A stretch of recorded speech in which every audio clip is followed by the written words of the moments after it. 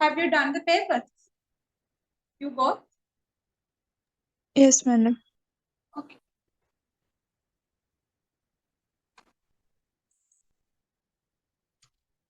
You can mark your paper.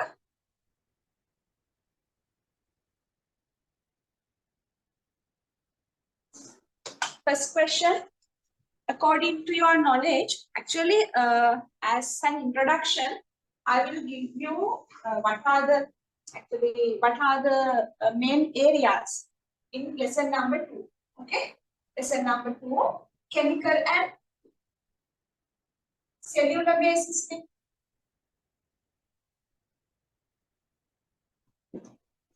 Can you hear me properly? Are there any sound disturbances?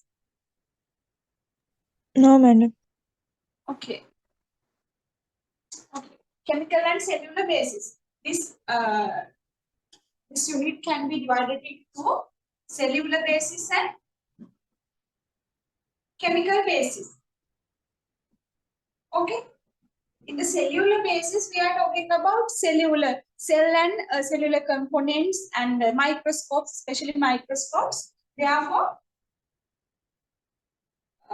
microscope, cell organelles and everything, cell division,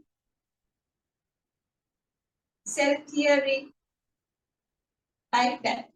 In the chemical basis, we are talking about chemical compounds. Mainly, we are talking about elements, compounds. Compounds can be divided into two: inorganic compounds and organic compounds. Mainly, we are talking about H2O. Water is the main inorganic compound. In here, mainly we are talking about water under inorganic compounds. Okay, there are some anions, cations. We have to talk about inorganic compounds. Organic compounds mainly, what are the 4 major organic compounds?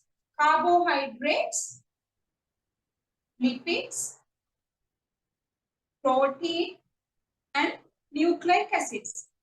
Okay, those are the main organic compounds, major organic compounds. Other than that, in this part, chemical basis part, we have to talk about photosynthesis and cellular respiration,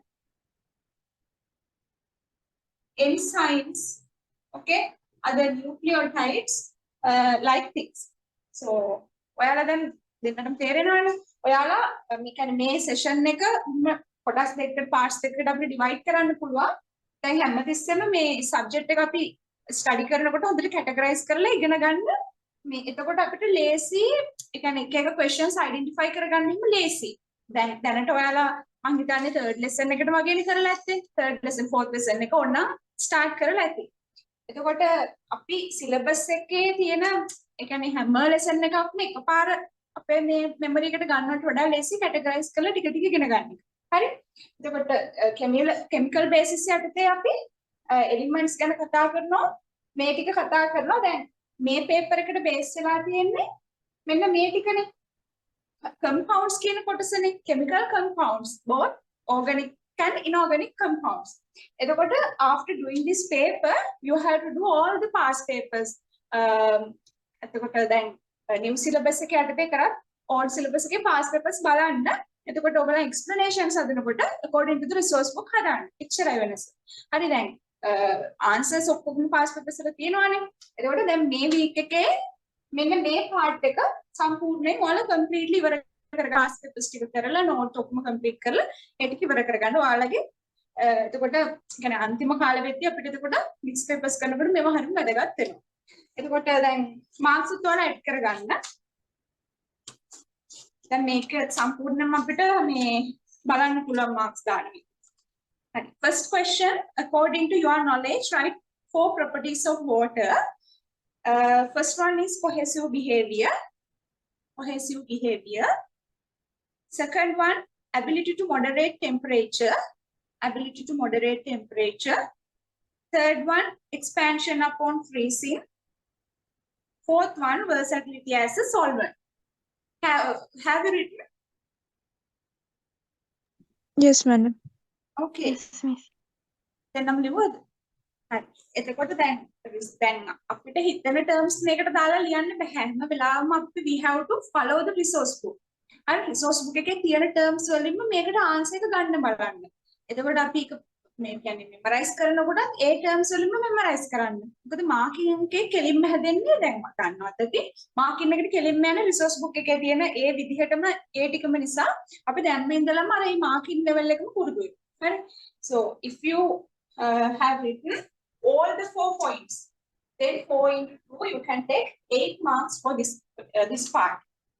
Write the monomer of the compounds below. What is the monomer? Do you know what is the meaning of monomer? Monomer? Do you know? Yes, madam. Okay, monomers are collected and produce.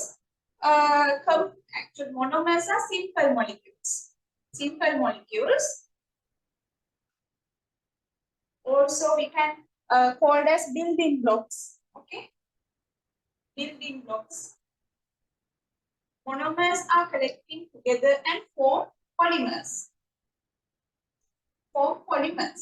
So you have to write monomers of these compounds. What is the monomer of glucose? Sorry, cellulose. Monomer. Glucose. Yeah, cellulose. Pectin.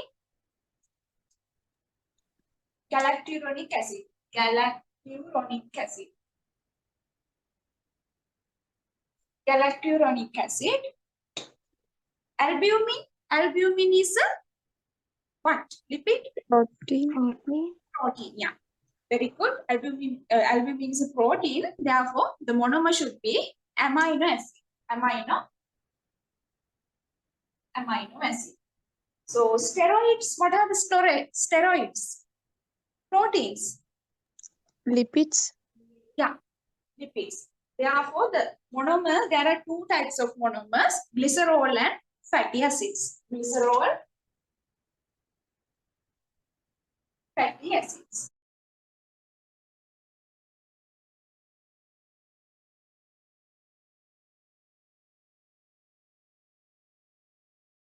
How does a dipeptide is created? Dipeptides, what are the dipeptides? Where we can see dipeptides. Peptides means peptide bonds, we can see peptide bonds in protein. So you have to represent how amino acids are bound together and form a peptide bond. Okay.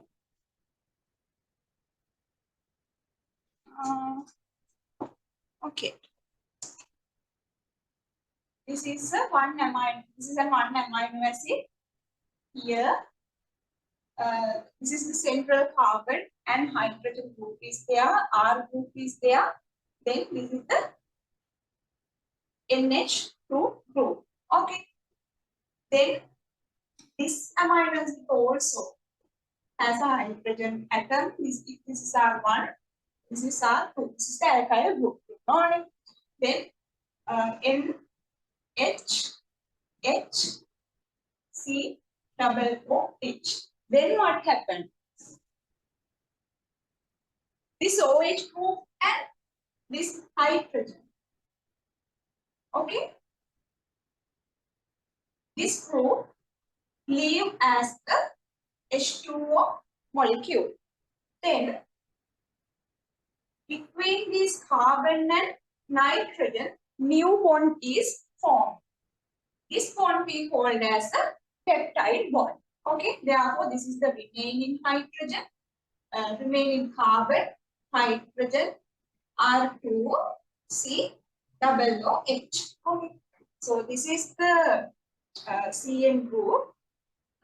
You have to label this is the peptide bond. Okay. H2N R2. You have to represent all the things. If you have represent all the things, you can take 10 marks. Maybe ඔක්කොම represent කරලා තියෙනවද දෙන්නම? madam. Okay, very good. කවුද ඔයාගේ නම? මම ශනිත්මා කියලා save කරන් දෙන්නේ. කරාද ඔයා? Have you done? No, miss. ඒක තමයි. So you can represent now. Can you understand? You got it? Got it, Shanmay, miss. got it? Yes? Yes, miss. Okay. Okay. Then you can take 10 marks. Third part, how many main structures of proteins? What are they? How many structures of proteins? 4 structures. Yes, 4 structures. You have to write primary structure, secondary structure,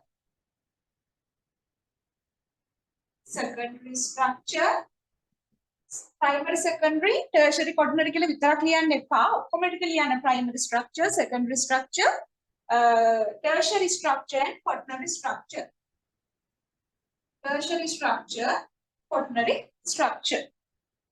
4 into 2, you can take 8 marks. Fourth one, which group gives an acidic nature to the amino acid? Which one gives? What is the answer? Carboxyl group. Yeah, carboxylic acid group. Carboxylic group or carboxylic acid. Okay, this gives an acidic nature. How it gives an acidic nature? This terminal hydrogen, this C-double-OH group can leave this terminal hydrogen and make C-double-O minus group and H plus. Okay, due to the presence of H plus, we call it as actually the amino acid has an acidic nature. Therefore, you have to write carboxylic acid or carboxylic group. You can take 2 points. 2 points. Write 3 pyrimidine bases. Pyrimidine bases, you know.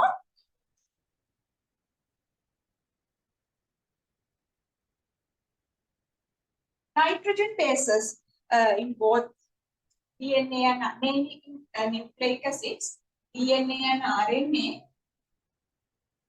Nitrogen bases can be divided into 2 parts: pyrimidine,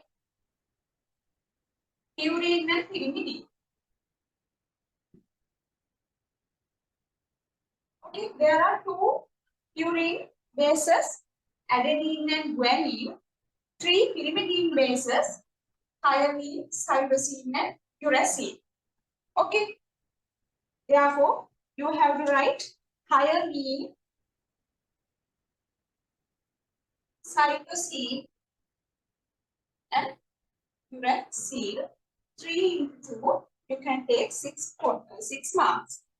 What do you mean by the sugar phosphate backbone of DNA? Sugar phosphate backbones means it should be included sugar group and phosphate group. Okay, so according to the Watson-Crick model, you know there are 2 antiparallel chains. So if this is the one chain,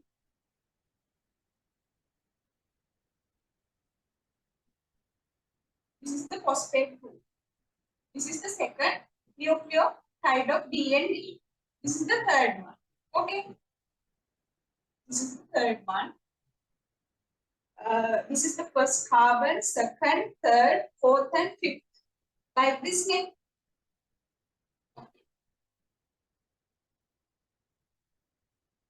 Then between the third carbon, this third carbon of this nucleotide, then this phosphate group of the adjacent nucleotide, there is the bond is created. We call as phosphodiester bonds. Okay, phosphodiester bonds. Like that, other group nucleotide chain is there. Antiparallel nucleotide chain is there. Okay.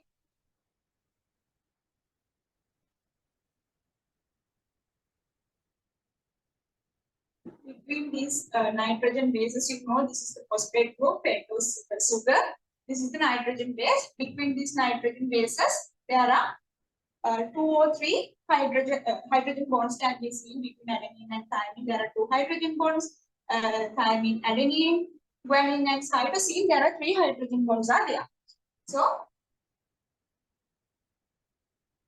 sugar phosphate backbone means this one. This sugar group and this phosphate group. This part we call as sugar phosphate backbone. Backbone means always එකන් backbone එක කියලා කියන්නේ ඒක හැම වෙලාවෙම stable විදිහටම තියෙනවා. දැන් nitrogen bases ගැන හිතුවොත් එහෙම ඒක මේ කියන්නේ time එකෙන් time එකට ඒක වෙනස් වෙනවානේ. දැන් මෙතන thymine මෙතන guanine හැමතිස්සෙම guanine ම තියෙනවා කියලා එකක් නැහැ. ඒ වගේම මෙතන තියෙන DNA වල තියෙන sugar එක ගත්තොත් එහෙම deoxyribose sugar නේ. Then always it is deoxyribose sugar. Always it is phosphate group. That is why we call it as it is a backbone. Okay, sugar phosphate backbone. So you have to define. මම හිතනවා ඒක ලියලා නැතුව ඇති කියලා. හින්දා මේ definition එක you have to write. Okay. The structural framework. The structural framework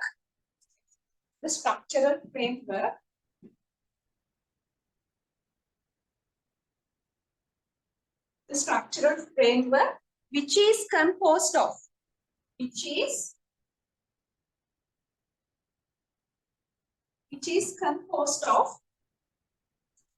alternating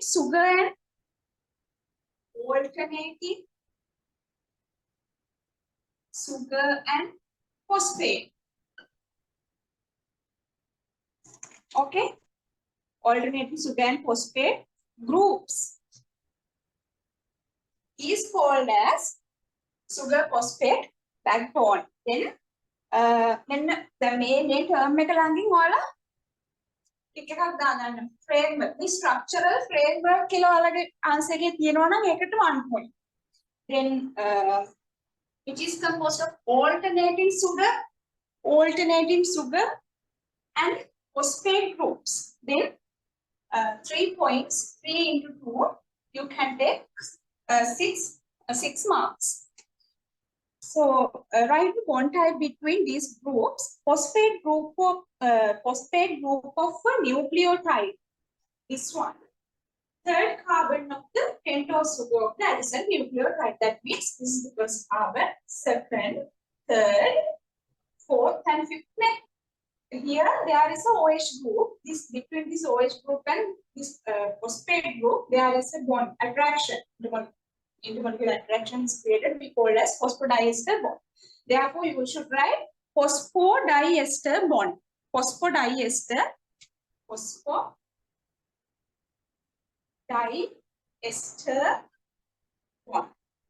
Phosphodiester bond. Glucose. What is the bond between glucose? Glycosidic bond. Yeah, glycosidic bond. Amino acid peptide bond. Okay. So 3 into 2, you can take 6 marks. What is the storage material in plants? What is the storage material? Starch. Yeah, very good. Starch is the storing material for you can take 2 marks. Okay, you can take 2 marks. In plants, especially in leaves, carbohydrates are formed as glucose. Okay, the production of glucose, the whole process we call as the photosynthesis. Okay, once glucose is produced, this glucose or this organic fold is transported throughout the plant. Okay, as a solution. The solution we call as sucrose solution via the phloem tissue. Therefore, transporting material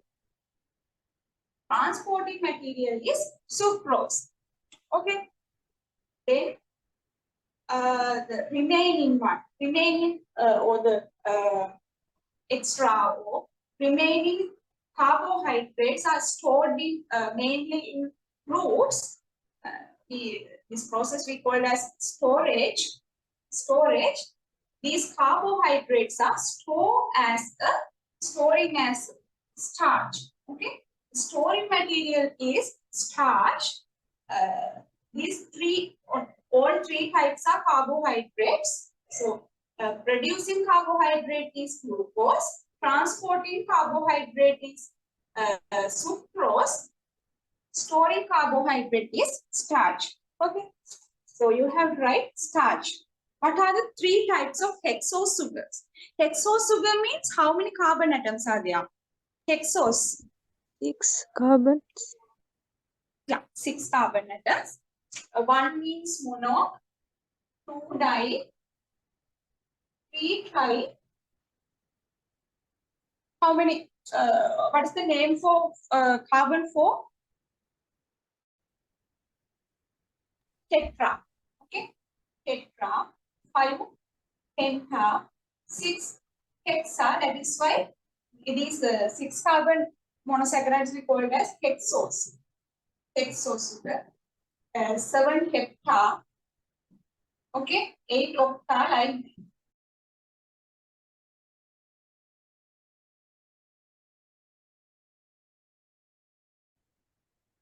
What are the three types of hexosugars? Glucose, galactose, and fructose. Glucose, galactose, and fructose. 3 into 2, you can take 6 points.